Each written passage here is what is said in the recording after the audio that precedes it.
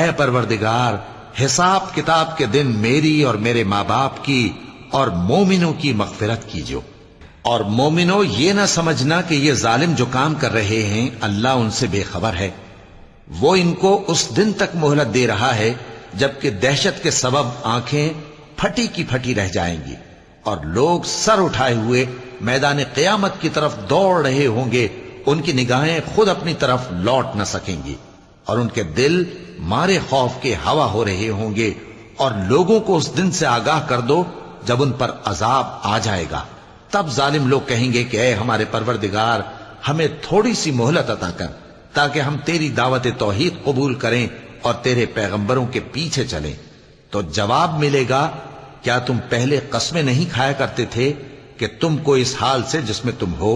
زوال نہیں ہوگا؟ اور جو لوگ اپنے آپ پر ظلم کرتے تھے تم ان کے مکانوں میں رہتے تھے، اور تم پر ظاہر ہو چکا تھا کہ ہم نے ان لوگوں کے ساتھ کس طرح کا معاملہ کیا تھا،